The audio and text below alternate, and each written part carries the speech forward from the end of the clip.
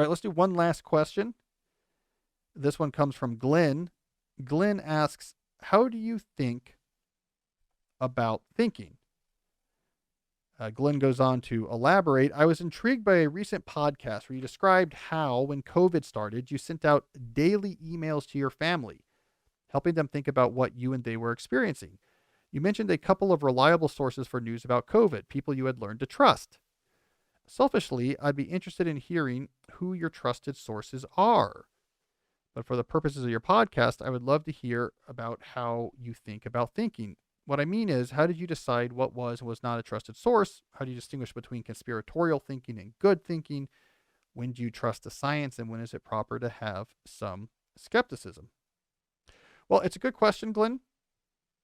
So I did do that newsletter for my family. It was positive news surrounding the COVID pandemic. It was trying to counteract all of the negativity out there. I stopped that after vaccines. So after my family had been vaccinated, after it was clear from the statistics that our risk was small, comparable to other things that we face on a daily basis and don't care about, I wanted to shift my focus away from COVID.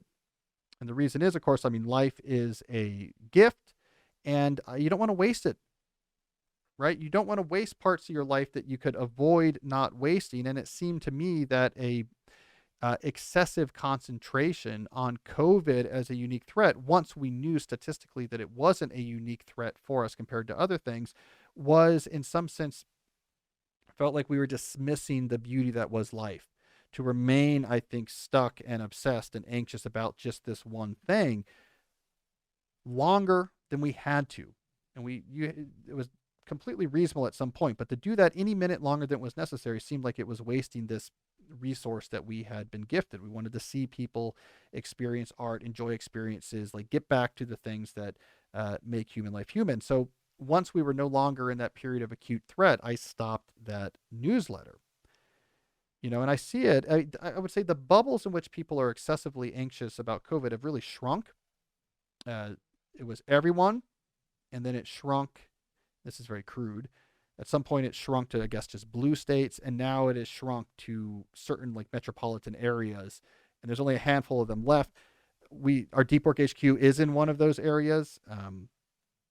There's a surprising amount of sort of people walking by themselves with high filtration mask on, and I just have a lot of empathy. I mean, I understand anxiety and something about viruses can tap something primal and create a really hard loop to break. And I am fortunate enough that we were able to break out of that loop and be able to go and basically live the best life we can and whatever the constraints were at the moment. But let's get to the bigger question here.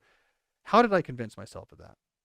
How did I navigate the sea of COVID information? And more generally, how should people find good sources when it comes to any sort of issue that is important to you? How do we burst out of the filter bubbles that can put us into some sort of intellectual isolation, and in doing so, perhaps lead to a narrowing of options or a dimming of what's possible in life? My big recommendation here is to luxuriate in the dialectic. You have to clash smart, convincing, good people on different sides of issues together. You have to do that. As soon as you stop doing that, you're in great danger of falling into a filter bubble where this is super true and this is super wrong, and I can't even believe those people can wake up in the morning knowing how wrong they are. And I just think as soon as you fall into a filter bubble, life narrows, options constrict, anger and anxiety raises, and you can fall into these negative loops like people who like right now could be embracing what is good about life and still is very nervous about having someone into their home, And so filter bubbles can be a problem. So the dialectic is how you get out of this. Let me get someone who's convincing on the other side of this thing that kind of feels like right or what I've been hearing. Let's put them together. Let's collide them. And every time you do that, you get a deeper, more nuanced understanding of what's true. I did that all throughout COVID. And you know what? The experts shifted. Like there was a time very early in COVID where there were certain commentators who were coming more from the conservative end of the spectrum that had critiques of lockdown policies. And I would steelman them and steelman the lockdown policy justifications, and I'd hit them together. And I come away and be like, there's something a little bit weird going on here, I think. And it's a complicated issue. But I was like, let me keep some of these sources in my queue of things I'm listening to, because I think the front page of the New York Times or the Washington Post, there was angles that were being purposefully ignored, information was being emphasized. I was like, okay, this is there's something interesting going on here. Those same sources that maybe I was looking at as the convincing counterexamples to the lockdown policies later on became much less convincing when it came to things like vaccines. There are certain specific sources I can think about who they, for whatever reason, had a particular thought on vaccines. And when I would steelman that against the best other thought, they were just blown out of the water. It's like, oh, this is incredibly non-convincing and selective, and I can see you're ignoring this, and I'm reading the other side. And so it's the same people, then they were no longer that trusted for me. Then there were sources that I thought were very useful early in vaccination that were very good about immunity and the immune system. These were often sources that came out of HIV medicine. People that came out of HIV were very useful in this sort of immediate post-vaccine moment, because they, first of all, HIV knows a lot about harm reduction policies, which is quite different than what we were doing with COVID, which was more about risk elimination policies. And they knew a lot about the immune system.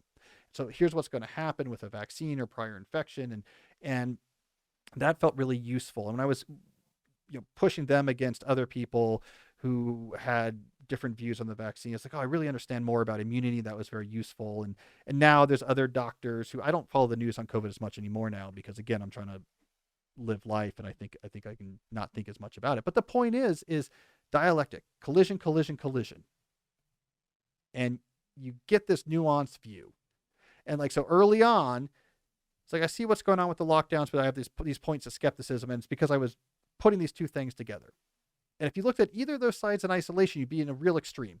You're either in the extreme of like, why can't we do what China's doing? If we could do that, like COVID would go away. Or you're on this other extreme that was like, this is all a plot to, I don't know, some great reset plot, and there's no reason to be doing any of this. But you nailed the most convincing people from both sides together. You get nuance, and you feel settled, you feel confident. With immunity, with all these different issues, always hit them together. And here's the big point I want to make about this general filter bubble bursting approach is that you're not going to be tricked.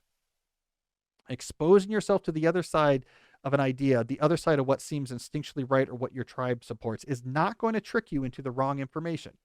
As I talked about just multiple times here in these COVID specific examples, there is people that I was once kind of listening to that wilted under this exercise as time went on. I mean, it is a great identifier of true intellectual depth, intellectual honesty, accuracy. It really works very well. And you're not going to be tricked into some weird conspiracy. It's actually going to make your beliefs in the things you believe in stronger. It's going to give you more confidence.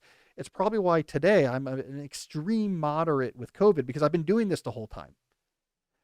And I feel confident in my risk assessments. I'm not super alarmist. I'm not super dismissive. And I think we've done the right things to keep our family risk low, but also I'm living life. And I think it's statistically valid that I am. And it's because I kept hitting these things against each other. And I didn't get captured by either side. I actually ended up in a sort of alt-middle position that would end up, I think, being pretty useful. So I think that's what we need to do in this age of information abundance, when everyone is going through these same homogenized interface platforms like Twitter or Instagram. And so the crazy guy down the street, his tweet looks the same as the scholar of 50 years. And we're trying to sift through this and figure out what makes sense and what doesn't. And that's the best thing you can do. Take the thing that sounds most convincing, take the thing that sounds most convincing on the other side, hit them together and repeat. That is how you burst out of filter bubbles. It's how you find what you really believe in. It's how you find nuance. I really think it's the way to go. And in doing that, the final thing I would say is be very wary of complete tribal allegiance. If you see in someone you're looking at as a source of information an incredible, consistent, whatever that tribe says, I'm the opposite, and even if it contradicts itself down the line, you see that going on, then don't even bother with that person in a dialectical collision. When I say convincing, you want someone who looks like they at least appear to be intellectually honest.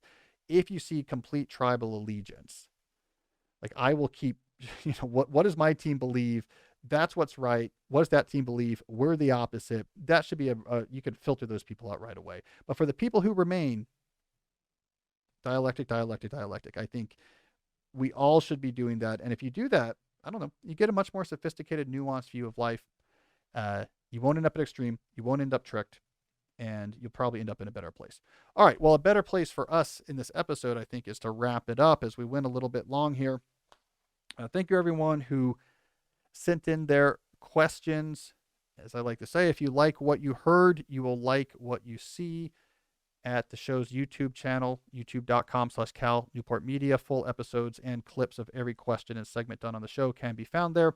You'll also like what you read at my long-running newsletter. You can subscribe at calnewport.com. We'll be back on Thursday with a listener calls episode. And until then, as always, stay deep.